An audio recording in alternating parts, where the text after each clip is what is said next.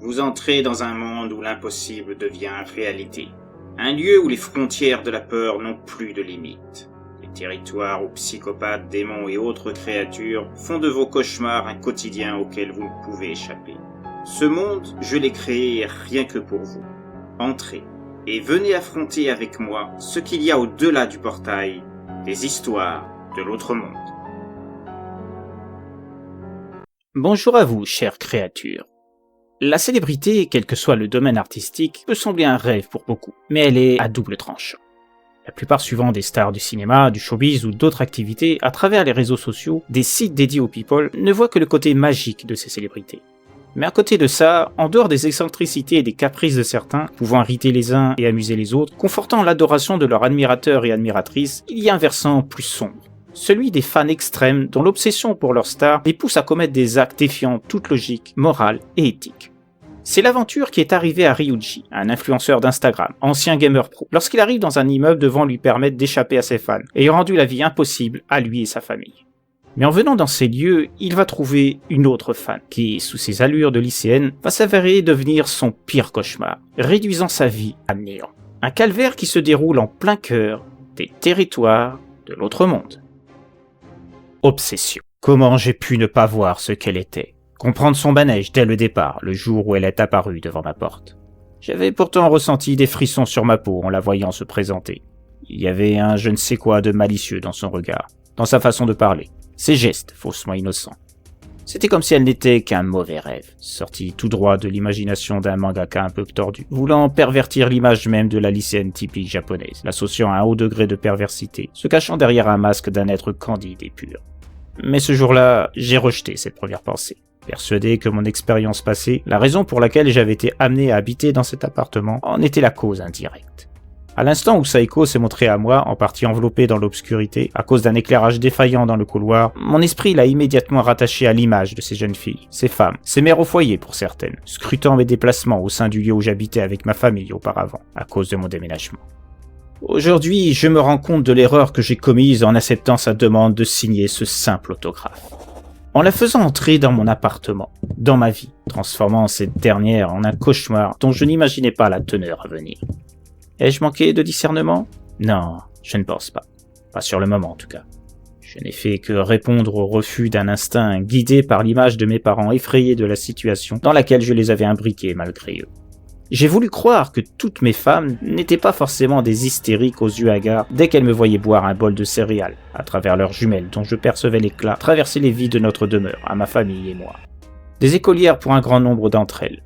Des abonnés de mon compte Instagram qui m'avaient valu une partie de ma renommée, avec qui il m'était arrivé de discuter en conversation privée, sans mesurer leur nature à la limite de la schizophrénie.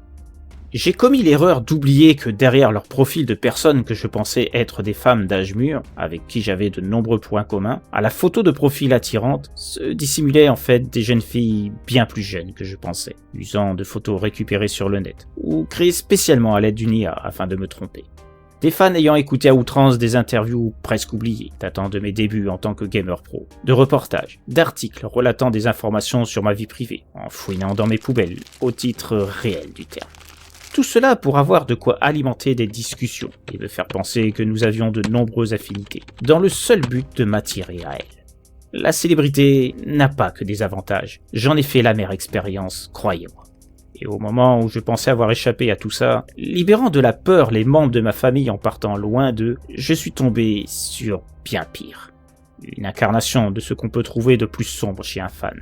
Pratiquement l'image même que l'on peut se faire du mal à l'état pur. Saiko. Mais vous devez vous interroger sur mes propos dispersés depuis tout à l'heure, mélangeant passé et présent, sans que vous en compreniez le sens. Vous devez vous demander qui est Saiko. Celle qui a fait de ma vie un enfer, m'isolant de tous, par crainte de ses représailles si je déclenchais sa jalousie, telle qu'en a fait les frais Miri, une des habitantes de l'immeuble. Je me dois de vous dire comment j'ai pu en arriver à craindre ces rires en plein milieu de la nuit, faisant écho sur les murs de mon appartement, et devenu ma prison.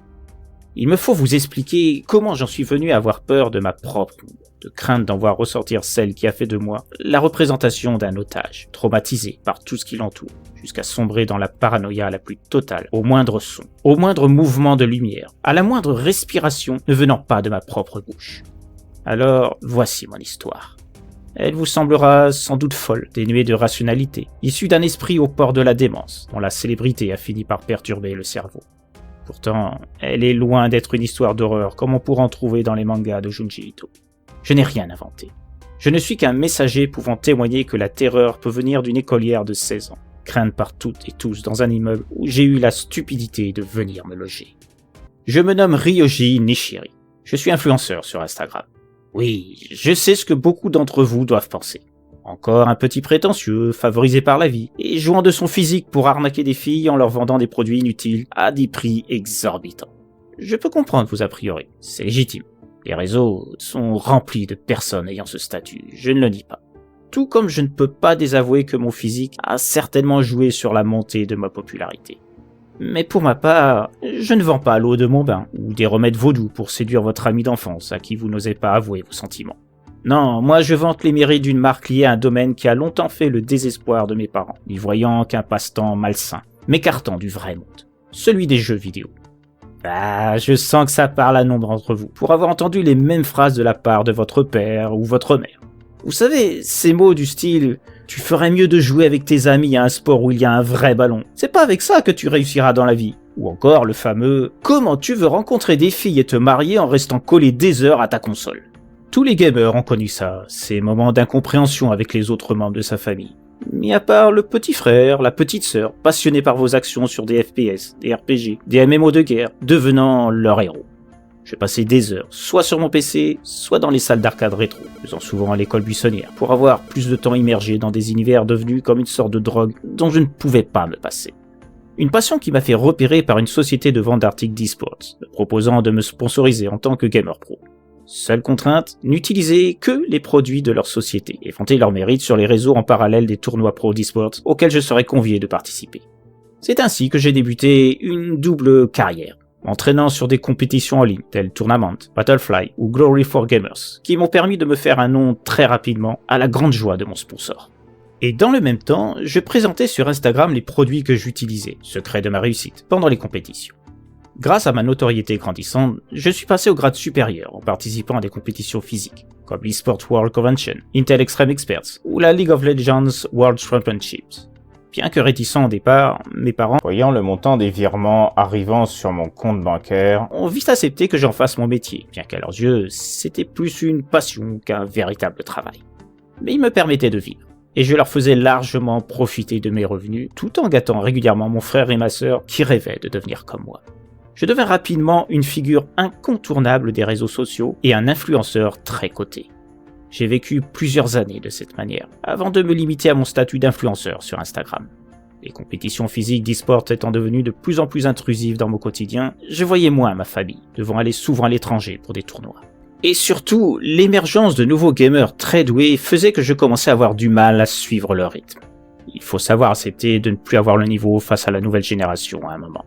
Et mes revenus en tant qu'influenceur, agrémentés de vidéos où je commentais des tournois en ligne sur YouTube, d'autres constitués d'interviews de nouvelles stars du e-sport, toujours sponsorisées par la société ayant fait de moi une star, étaient suffisantes pour me faire vivre, moi et ma famille. D'autant que les longues années où j'avais été gamer pro m'avaient fait constituer une réserve d'argent immense sur mon compte bancaire, qui me rapportait chaque année des sommes considérables en intérêts. Sans compter les NFT à mon image ou les invitations rémunérées à des conventions dédiées au gaming. Mais cette popularité avait un revers. Tant que je faisais des voyages pour participer à des compétitions, j'étais rarement à la maison, ne communiquant avec ma famille que par visio ou téléphone. À partir du moment où j'ai arrêté les tournois physiques, j'étais plus présent dans la demeure familiale, ce qui satisfaisait pleinement mes parents, ainsi que mon frère et ma sœur. Mais cela entraînait les premières invasions. Me sachant plus présent chez moi, il y avait régulièrement des fans se postant autour de la maison, leur téléphone à la main, quand ce n'était pas des caméras numériques. Et certains avaient tendance à être très téméraires. Plusieurs fois, l'alarme que j'avais fait installer plusieurs années auparavant s'est déclenchée en pleine nuit du fait de personnes ayant tenté de s'introduire, dans le but de voir de plus près leur idole, à savoir moi. Chaque fois que mon père voulait sortir pour acheter de quoi manger, il était assailli par les fans demandant qu'il leur fournisse des autographes de ma part, voulant savoir ce que j'avais mangé à midi ou la veille, si j'avais une petite amie. Mon jeune frère et ma petite sœur subissaient aussi ce genre de désagrément. Bien que les professeurs de leur école savaient comment tenir à distance les fans cherchant à s'introduire dans l'enceinte de leur établissement, les fans attendaient patiemment leur sortie des cours pour leur poser 1000 questions.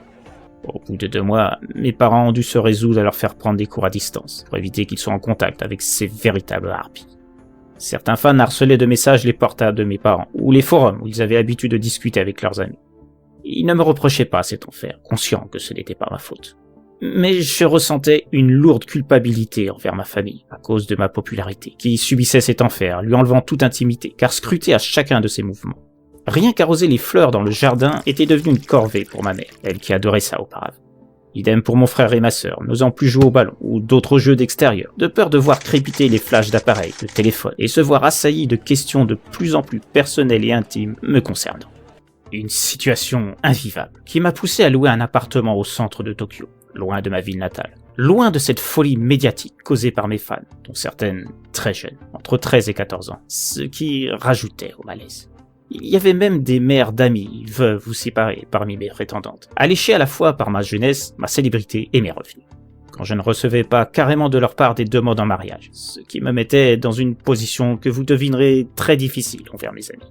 Il y avait aussi des voisins cherchant à collecter des infos pour le compte de leur épouse ou de leur belle-sœur célibataire. Je pensais échapper à tout ça et offrir la paix à ma famille en venant dans cet immeuble, situé à plusieurs centaines de kilomètres de l'épicentre des hordes de mes fans. J'ai dû user d'un subterfuge, me cachant dans le creux de la banquette arrière de la voiture de mon père pour échapper à la vigilance des fans se trouvant tout autour de la maison. Au bout de quelques jours, ma mère m'a appelé pour m'indiquer que les fans s'étaient rendus compte que je n'étais plus là et avaient cessé leur siège quotidien. Seuls mes parents et mon agent de liaison auprès de mes sponsors connaissaient ma nouvelle adresse et mon numéro de téléphone, lui aussi changé. Une mesure de précaution, ayant déjà eu la désagréable surprise de recevoir des messages de la part de groupies ayant hacké ce dernier à distance, par l'intermédiaire de petits génies de l'informatique. C'est ainsi que j'ai atterri ici, dans cet immeuble. Le gérant que j'avais mis au courant de la situation qu'avait subie ma famille, promettant de garder le secret de ma présence. N'étant pas familier des réseaux sociaux, il ne me connaissait pas, ce qui m'arrangeait. Mais il comprenait tout à fait ma position et mon désir de tranquillité, donc je lui faisais confiance. Malgré tout, le soir même de mon emménagement, j'entendais cogner à la porte de mon appartement. Intrigué, car en dehors du gérant, je n'avais encore rencontré personne de l'immeuble, je m'avançais vers la porte, afin de savoir qui se trouvait là. En ouvrant, j'ai un moment tressailli, en voyant devant moi une jeune lycéenne, semblable à celle qui avait rendu impossible la vie de ma famille. J'ai pensé un moment que le gérant n'avait pas su tenir sa langue, malgré sa promesse. Mais la jeune fille, le sourire aux lèvres, et émettant un petit rire discret, me fit comprendre qu'il n'en était rien, précisant qu'elle m'avait aperçu par la fenêtre de son appartement à mon arrivée, et qu'il lui semblait m'avoir vu quelque part. Alors, elle avait voulu vérifier par elle-même si j'étais bien celui qu'elle pensait.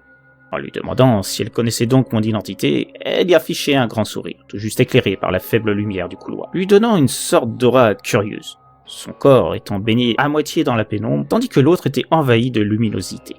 Puis elle répondait à ma question par l'affirmative, donnant mes noms et prénoms. Elle précisait qu'elle n'était pas vraiment passionnée par le gaming, mais qu'elle aimait beaucoup mes vidéos et mes posts sur Instagram, rajoutant que j'avais une telle prestance, un tel charisme, qu'elle était très vite devenue fan. Un peu gênée par ces indications, essayant de minimiser mes qualités à ses yeux, elle m'indiqua alors son prénom, Saiko, me demandant de la tutoyer dans un esprit plus convivial, et voulant me rassurer quant au fait que j'habitais ici désormais. Elle ne dirait rien. Ce serait notre petit secret. Je l'entendais rire à nouveau. Ce même rire qui serait synonyme de terreur quelque temps plus tard me paraissait tellement plein de fraîcheur et d'innocence à ce moment. Je lui indiquai qu'elle pouvait me tutoyer aussi, si elle le désirait. Je lui demandai alors le motif exact de sa visite, car je supposais qu'elle n'était pas venue uniquement pour se présenter à moi. Ce à quoi elle répondait par l'affirmative, s'excusant, car je devais être fatigué de mon voyage, avant de me demander si je pouvais lui signer un autographe. Je voyais un peu plus son regard, et j'avoue qu'à un moment, il me laissa sans voix. J'avais l'impression qu'il ne montrait pas d'expression, comme vidé de tout essence. C'est difficile à décrire précisément, mais c'est l'impression que j'ai eue à ce moment. Voyant mon désarroi, Saiko demandait si elle avait quelque chose sur le visage, ou bien si elle me faisait peur.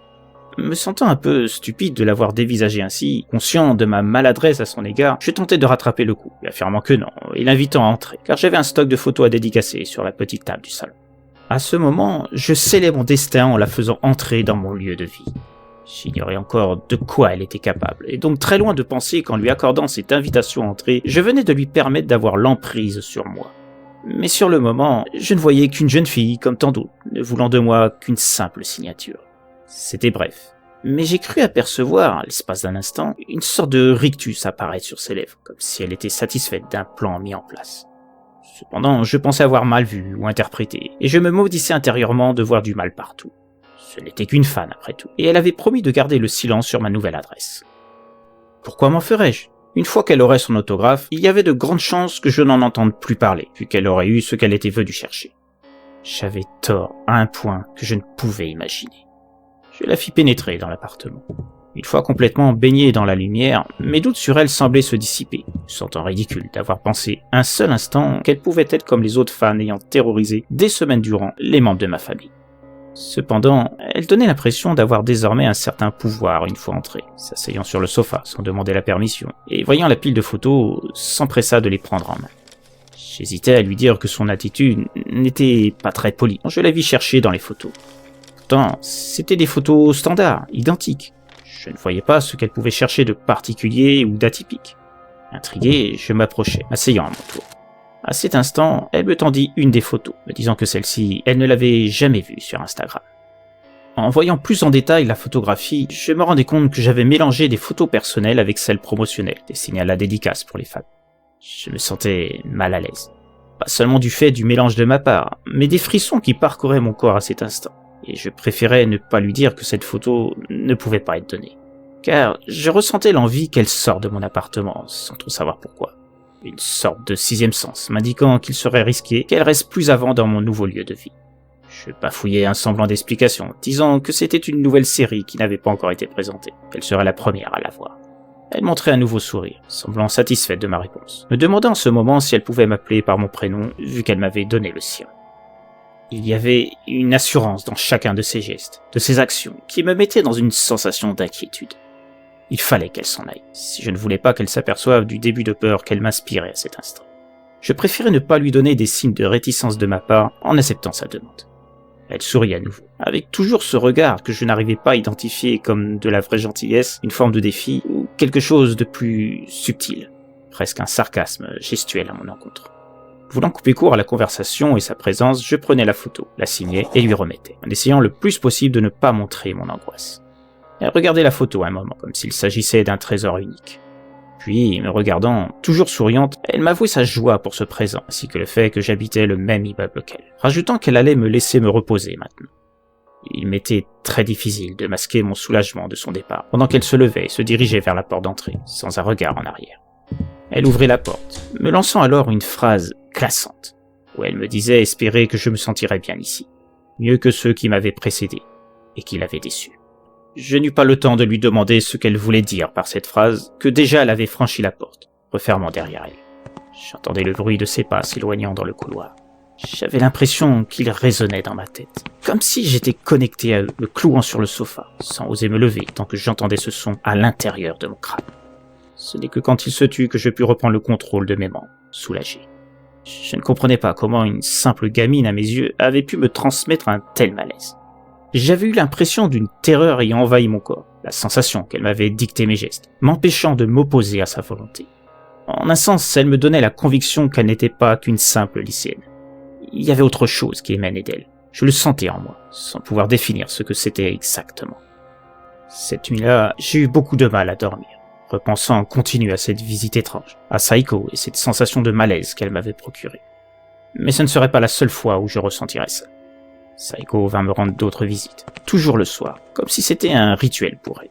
Et à chaque fois, je n'osais pas lui dire non. Il y avait quelque chose en moi qui me disait de ne pas la contrarier. Et ainsi, petit à petit, Saiko s'est emparée de ma vie, me prodiguant des conseils sur la nourriture que je devais acheter, sur mes tenues pour mettre en valeur les produits de mon sponsor, sur les produits d'entretien à utiliser, d'hygiène, m'encourageant à user de tels shampoings, de teindre des parties de mes cheveux. Je ne comprenais pas pourquoi je me laissais dominer ainsi par une lycéenne. Qu'est-ce qu'il y avait en elle qui me poussait à répondre à chacune de ses attentes sans oser émettre un refus ou même une opposition? Saiko me faisait peur, à moi, un adulte, sans pouvoir l'expliquer. Il y avait quelque chose que je ne m'expliquais pas venant d'elle, comme surnaturel. Pourtant, je pouvais la toucher, sentir son parfum, je la voyais respirer. Elle n'était pas un fantôme comme je l'ai cru à un moment. Elle était réelle. De plus en plus, elle se considérait bien plus comme l'amie qu'elle se disait être, bien plus qu'une fan, se permettant de me toucher les mains, me caresser les cheveux, ou déposer un baiser chaste sur ma joue. Parfois, elle usait d'allusions comme si nous étions un couple, me montrant une maison, indiquant qu'on y serait bien plus tard, une fois que nous nous connaîtrions mieux. La situation m'échappait, et je ne comprenais pas que quand Saiko était là, ma raison, mon libre arbitre, s'évanouissait automatiquement, me réduisant quasiment une marionnette entre ses mains. Quand mes parents m'appelaient au téléphone, je préférais ne pas parler de cette situation, de peur de passer pour un immature, incapable de ramener à la raison une gosse de 16 ans qui s'était clairement tichée de moi, et voyait déjà un avenir nous liant tous les deux. Idem pour l'agent de liaison de mon sponsor. Comment pourrais-je lui dire que les choix étranges que je faisais pour promouvoir leurs produits sur Instagram me venaient des choix dictés mentalement par une lycéenne?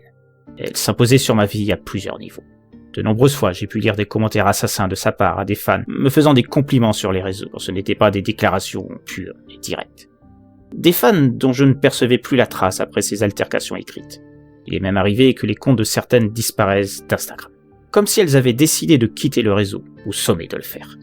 Je voyais le nombre de mes abonnés se réduire drastiquement, ce qui inquiétait mon sponsor, ne comprenant pas ces désabonnements en masse. Qui était-elle? Pourquoi m'avoir choisi moi plutôt qu'un autre? Étais-je le seul à avoir subi ce que je supposais être une sorte de contrôle mental ou quelque chose du même ordre? Le pire arrivait avec Miri. C'était une habitante de l'immeuble elle aussi, d'une trentaine d'années, tout comme moi. Je la croisais souvent dans l'ascenseur, et de fil en aiguille, nous en sommes venus à sympathiser, et même un peu plus. Elle détestait les réseaux sociaux, considérant ceux-ci comme des nids à problème. Donc, elle ignorait ma notoriété. Et je savais qu'elle n'avait pas jeté son dévolu sur moi dans un but vénal ou par simple plaisir d'avoir accroché une star des réseaux, un influenceur prisé par nombre d'admiratrices. Nous nous donnions rendez-vous souvent en dehors du tournage de mes vidéos à l'extérieur, ou pour des shootings dans le but de présenter un nouveau produit sur Instagram. Et un soir, une invitation à prendre un café s'est transformée en séjour plus poussé dans ma chambre. J'ai réussi à cacher ma relation avec Miri à Saiko lors de ses visites. Je savais quand cette dernière venait, celle-ci étant réglée comme une horloge en termes de jours et d'heures. Je pensais donc être en mesure d'éviter que Miri et Saiko se croisent. Néanmoins, malgré mes efforts, je sentais que Saiko se doutait de quelque chose. Plusieurs fois, elle me posait la question si elle était la seule qui compte à mes yeux. J'avais pris l'habitude de ce genre de questions, me mettant chaque fois dans une gêne extrême, un sentiment de malaise constant. Mais depuis que Miri et moi avions une relation plus qu'intime, les questions de Saiko devenaient plus fréquentes, et surtout plus directes, comme le fait une épouse se sachant tromper. J'avais parlé de Saiko à Miri, et comme elle n'était pas depuis longtemps dans l'immeuble, elle ne la connaissait pas. Elle ne pouvait donc pas lui avoir parlé de nous deux, de notre relation. Cependant, je voyais dans le regard de Saiko chaque fois que je lui mentais qu'elle semblait savoir ce qui en était, et qu'elle voulait me l'entendre dire. Néanmoins, un soir, malgré ma volonté, j'ai fini par craquer. J'ai cru à cet instant être redevenu moi, pouvant m'opposer à Saiko, sa pression mentale, son pouvoir, je ne sais pas trop comment l'appeler. Mais je sais aujourd'hui que c'est elle qui m'a forcé à dire la vérité, à avouer ma relation de couple avec Miri. Elle semblait très contrariée, même si elle ne le montrait pas ouvertement. Ce soir-là, elle est partie plus tôt que d'habitude. J'ai eu un sentiment de forte peur et j'ai appelé Miri au téléphone. Miri sentait mon angoisse lors de mon appel, me rassurant, me disant que personne n'était venu chez elle et qu'elle ne courait aucun danger. Mais au moment de raccrocher, j'ai entendu derrière elle le son de quelqu'un cognant à la porte. Je n'ai pas eu le temps de dire à Miri de ne surtout pas l'inviter à entrer, celle-ci ayant déjà mis fin à la communication. Pris d'une panique intense, je me suis alors rué chez Miri, dévalant les escaliers parce que l'ascenseur ne daignait pas aller assez vite pour remonter à mon étage. Et j'ai trouvé la porte de l'appartement de Miri ouverte. À l'intérieur, j'ai trouvé son corps. Le visage arraché, la langue coupée, posée sur son téléphone, ses mains semblant avoir fondu comme soumises à une température énorme. J'étais en larmes. Je pleurais tellement que des voisins sont venus pour savoir ce qui se passait. Ils n'avaient rien entendu de cette mise à mort, seulement quelqu'un cognant à une porte. Je voyais pourtant que certains semblaient en savoir plus qu'ils ne voulaient le dire. Leur visage respirait la terreur, mais ils ne voulaient pas parler. Même quand la police est venue, ils n'ont rien dit de plus que ce qu'ils m'avaient déjà indiqué. Lors de ma déposition au commissariat, j'ai parlé de ma relation avec Miri, et j'ai parlé de Saiko. Les policiers semblaient étonnés quand j'ai évoqué son prénom. Ils m'ont expliqué que la seule Saiko qu'ils connaissaient dans cet immeuble et correspondant à l'âge que j'indiquais était portée disparue depuis 7 ans, juste après que son père ait été retrouvé pendu dans son appartement. Saiko était longtemps soupçonnée d'avoir maquillé un meurtre en suicide. Mais comme personne ne savait où elle était, les recherches pour la retrouver ont été abandonnées au bout de 8 mois. Les policiers m'indiquèrent qu'avant ça, le comportement de Saiko à l'école était curieux. Son père l'élevait seul après que son épouse l'ait quitté, car il avait été renvoyé de son travail pour avoir eu une aventure avec une stagiaire. La mère de Saiko avait toujours indiqué qu'elle n'avait jamais voulu d'enfant, que son mari lui avait imposé. Plusieurs fois, les services sociaux sont venus dans l'immeuble après que des traces de coups furent constatées sur le dos de Saiko. Mais aucune charge n'a jamais pu être retenue contre la mère, celle-ci parvenant à convaincre les inspecteurs que sa fille se faisait ça en se cognant la nuit contre le mur. 2 mois après le départ de sa mère, Saiko est tombée malade, du fait de malnutrition et de graves problèmes d'hygiène dans l'appartement, déclenchant des plaintes régulières de la part des voisins. Le père ne pouvant payer un médecin, beaucoup craignaient pour la vie de la fillette, s'attendant à apprendre son décès. Et puis, un jour, comme par miracle, Saiko fut complètement guérie. Mais son comportement avait nettement changé. À l'école, elle devenait distante, se mettant à l'écart des autres, ne parlant plus à quiconque, y compris ses professeurs. Elle faisait peur à ces derniers, ceux-ci parlant d'un regard sombre et d'une impression de frisson quand ils s'approchaient d'elle. Malgré tout, le directeur de l'école ne voulait pas répondre aux angoisses des professeurs désirant son renvoi, du fait de son attitude néfaste. Car Saiko avait d'excellents résultats scolaires, bien que refusant de communiquer. Y compris en sport, alors qu'avant sa maladie, elle était médiocre dans ce domaine. Après que le corps de son père ait été retrouvé dans l'appartement et les recherches pour retrouver Saiko abandonnées, il y a eu d'étranges rumeurs dans l'immeuble. Des rumeurs qui disaient que Saiko vivait toujours dans ce dernier, sans que personne ne sache où exactement. Et puis il y a eu plusieurs morts, toutes des célébrités dans leur domaine. Un joueur de baseball d'abord, qui venait de divorcer, qui fut retrouvé noyé dans sa baignoire. Puis ce fut le tour d'un mangaka, découvert mort intoxiqué, la tête dans son four. Il y eut le bassiste d'un groupe de J-Rock, des youtubeurs et un mannequin de mode. Tous avaient en commun un lien avec un domaine artistique ou médiatisé par les réseaux sociaux, ainsi que des histoires compliquées liées à leur vie de famille, les ayant conduits à cet immeuble, dans l'espoir d'une nouvelle vie pour oublier leur tracas passé. Et tous ont indiqué, avant qu'on les retrouve morts chez eux, qu'ils recevaient souvent la visite de Saiko, et qu'ils ne parvenaient pas à l'empêcher de contrôler leurs faits et gestes, que ça les rendait fous. Plusieurs perquisitions ont eu lieu dans l'immeuble, espérant retrouver Saiko, et comprendre comment une gamine pouvait pousser des gens à la folie, puis la mort. Mais ça n'a rien donné. Cependant, la mort de Miri était très différente des autres. Jusqu'à présent, toutes les victimes s'étaient elles-mêmes donné la mort, pour échapper au contrôle de Saiko. Le visage arraché, les mains semblant brûlées à l'acide, ça ne correspondait pas aux autres drames. Impossible que Miri se soit fait ça elle-même. Après m'avoir fait ces révélations, les policiers, une fois terminés d'enregistrer ma déposition, me laissèrent repartir, la tête remplie de doutes. Je n'étais donc pas le premier. D'autres que moi avaient subi le contrôle de Saiko. Je comprenais mieux le regard terrorisé des habitants. Ils savaient qu'elle était quelque part dans l'immeuble, et qu'il ne valait mieux pas attirer sa colère en se mêlant de ses affaires, en tentant de protéger les cibles qu'elle avait choisies. Des idoles à ses yeux, qu'elle aimait plus que de raison, se moquant de l'incompatibilité que représentait son âge par rapport à ceux qu'elle désirait. À force d'insistance, j'ai pu obtenir des infos complémentaires par le gérant de l'immeuble. Il m'a avoué que le père de Saiko, la veille où sa fille avait changé de comportement, s'était mis à psalmodier des paroles étranges pendant de longues heures, juste entrecoupées de courtes pauses, qu'on entendait depuis le couloir. Des paroles qui ressemblaient à des incantations. Le gérant, comme d'autres habitants, ont supposé que le père de Saiko avait fait appel à une entité guérisseuse pour sauver sa fille mourante, que l'opération avait réussi. Mais cela s'est accompagné de faire de Saiko autre chose, expliquant son attitude envers les autres, son savoir, et sa faculté à se cacher au sein de l'immeuble, lui assurant une complète impunité, car personne n'osait s'en prendre à elle, sachant ce qu'il était advenu des célébrités qui avaient tenté d'échapper à son contrôle. Ne sachant pas quelle entité ou force l'avait guérie et changée, je n'avais pas de solution pour me libérer de l'emprise de Saiko. Je ne savais même pas si elle était toujours humaine. Ce qui était sûr, c'est qu'elle avait recours au surnaturel. Sans doute avait-elle utilisé un sort, une invocation, une formule, que sais-je, lui ayant donné ce pouvoir mental, lui assurant d'imposer sa volonté aux autres, à tous ceux sur qui elle avait décidé qu'ils deviennent sa marionnette. Car je n'étais rien d'autre à ses yeux, un pantin devant obéir à ses caprices. Le meurtre de Miri montrait qu'elle ne reculerait devant rien pour empêcher quiconque d'avoir des sentiments envers moi, voire m'approcher tout simplement. Car il était évident que désormais elle aurait une emprise plus forte sur moi, une surveillance plus assidue, de manière à ce qu'une autre Miri ne me séduise pas. À ses yeux, elle était la seule à qui je devais penser, la seule que je devais aimer, et peut-être plus.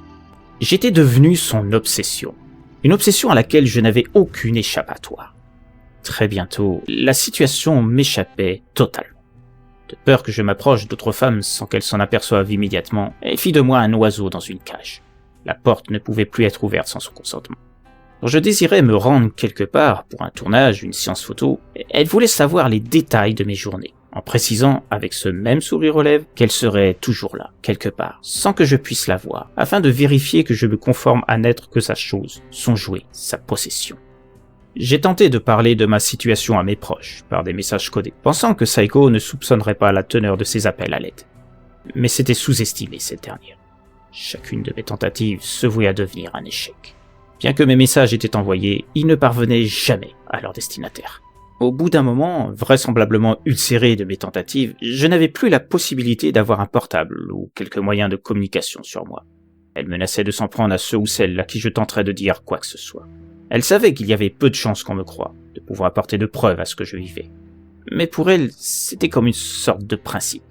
Elle ne supportait pas que je tente de la défier en permanence. Les nuits étaient pires que les jours. Ses rires remplissant mes nuits, usant de gestes de plus en plus tactiles à mon encontre, me rappelant régulièrement que j'étais à elle et à personne d'autre, me faisant comprendre qu'il me serait très déconseillé de la décevoir en se refusant à elle le jour où elle l'aurait décidé. Elle jouait avec mes nerfs en crescendo. Il y avait un jour où je n'avais même plus l'autorisation de sortir, car elle en avait assez que je cherche toujours plus de moyens de prévenir les gens de ce que j'endurais, ou demandant des informations sur le moyen de se débarrasser d'une humaine guérie par une entité que je supposais démoniaque. À mes yeux, c'est ce qu'elle était, un démon. Elle avait beau me dire que même si elle avait bénéficié de pouvoirs venant d'un autre monde, n'ayant jamais désigné l'enfer, elle restait humaine, j'avais du mal à le croire. Elle se disait être une humaine améliorée, débarrassée de ses peurs, de ses émotions, qu'il avait réduite à un punching ball de la part de sa mère avant ça. Plus jamais elle ne se laisserait dominer par quelqu'un. Désormais, c'est elle qui dominerait les autres. Ceux qu'elle avait choisis. Ceux à qui elle offrait de partager sa vie en échange d'un amour total. Mais pour autant, elle restait une romantique, telle qu'elle se désignait. Elle ne voulait pas forcer les choses, attendant que mon esprit soit résigné à accepter son amour, et qu'elle ferait tout pour me forcer à accepter qu'elle était la seule femme que j'aurais désormais. Je devenais prisonnier de mon propre appartement. Je ne pouvais plus communiquer à l'extérieur, appeler à l'aide. Par les pouvoirs dont elle disposait, les murs ne diffusaient aucun son à l'extérieur. Les fenêtres ne pouvaient pas s'ouvrir. Régulièrement, à mon réveil, je trouvais des caisses remplies de nourriture variée afin que je ne dépérisse pas. Chaque fois que je désirais quelque chose pour agrémenter mon quotidien de reclus, en dehors de toute forme d'objet pouvant me faire obtenir une communication, elle me l'accordait. Et je le retrouvais dans l'appartement le lendemain matin. J'ai quand même réussi à obtenir d'elle d'avoir du papier et un stylo afin d'écrire mon histoire. Même si je trouvais le moyen de cacher ce journal sans qu'elle s'en aperçoive, une fois terminé d'écrire, elle affirmait que la personne qui viendrait à me succéder ne croirait pas un mot de mes délires. Quant aux habitants de l'immeuble, jamais ils ne tenteraient quoi que ce soit à son encontre. Ils avaient bien trop peur. Je sens qu'elle commence à se lasser de moi, de mon obstination à refuser son amour. Et j'ignore combien de temps elle me laissera vivre dans ces conditions, car je ne veux pas succomber à l'obsession que je suis pour elle. Une obsession qui se réduit de jour en jour. Je sais que le jour où une des personnes qu'elle suit en tant que follower viendra s'installer au sein de cet immeuble, alors que je refuse toujours de me soumettre totalement à elle, sans me résoudre à faire tomber mes barrières pour laisser son amour me consumer, mes jours seront comptés. Je grossirai la liste des faux suicidés morts dans cet immeuble. Elle se mettra en quête de séduction de sa nouvelle cible. Peut-être que personne ne croira à ces livres. Tout le monde me croit déjà fou. Mon sponsor a rompu mon contrat. La plupart de mes amis me croient quasiment mort, tout comme ma famille. Je n'ai déjà plus d'existence. Qui croirait les mots inscrits dans le journal d'un dingue aux yeux de tous, ceux ayant suivi ma lente mais inexorable déchéance? Je me raccroche néanmoins à l'espoir que quelqu'un saura comprendre la détresse de mon écriture et saura effectuer les recherches nécessaires pour trouver le moyen de mettre fin à la folie de Psycho, ce maître des marionnettes que nous sommes tous à ses yeux. Sans avoir des facultés permettant d'utiliser des pouvoirs surnaturels comme Psycho, nombre de fans peuvent s'avérer être de vrais dangers, aussi bien pour les stars qu'elles adulent, mais aussi pour ceux et celles les entourant. On mesure difficilement la folie qui peut s'emparer de quelqu'un ayant voué sa vie à adorer une star de la chanson, à un influenceur comme Ryuji dans cette histoire, ou d'autres idoles. L'histoire est parsemée de fans ayant conduit à terroriser ces stars, les harcelant de messages sur leur messagerie, envoyant des cadeaux chaque jour à leurs producteurs, leurs agents, et parfois s'accompagnant de mots loin d'être doux. Des messages d'amour souvent, mais doublés de quasi-menaces de mettre fin à leur vie si elles n'avaient pas de réponse, obligeant les réceptionnaires de ces lettres de suicide anticipées à faire appel aux autorités. Et ça, c'est juste la partie immergée qui existe chez les fans. Comme dans cette histoire, il n'est pas rare que certains d'entre eux fassent le siège des demeures de leur idole, dès lors qu'elles parviennent à se procurer leur adresse. Il y a eu des cas d'intrusion dans des maisons, des appartements, des vols au sein de ceux-ci, et parfois même l'intrus attendant patiemment la venue de la célébrité. Dès lors, on peut aisément comprendre le rôle des gardes du corps de nombre de ces stars, craignant les actes insensés des fans les plus dévoués, et pouvant parfois mener à des assassinats purs et simples. Car oui, il y a des fans qui peuvent recourir au meurtre s'ils n'obtiennent pas l'amour de leur idole, n'hésitant pas à battre ceux et celles qui les empêcheront d'approcher leur objectif, ou pour obtenir une gloire en étant celui ou celle qui a mis fin à la vie d'une célébrité, lui apportant, selon leur conception de l'acte, un statut d'immortel.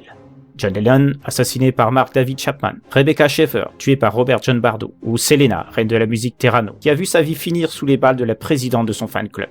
On pourrait aussi rajouter le cas de Mylène Farmer, dont un fan a tué froidement plusieurs personnes de sa maison de disques, qui l'empêchaient de voir sa star préférée. Comme vous voyez, la célébrité a son côté sombre. Et parfois on se dit qu'il n'est pas toujours bon d'être connu du monde entier, car dès lors qu'on rentre dans la spirale de la gloire, on s'attire des ennemis bien sûr, des jaloux, mais aussi des fans pouvant devenir bien pires que des rivaux. Mais il est temps de vous laisser, et de vous dire à très bientôt pour une nouvelle histoire de l'autre monde.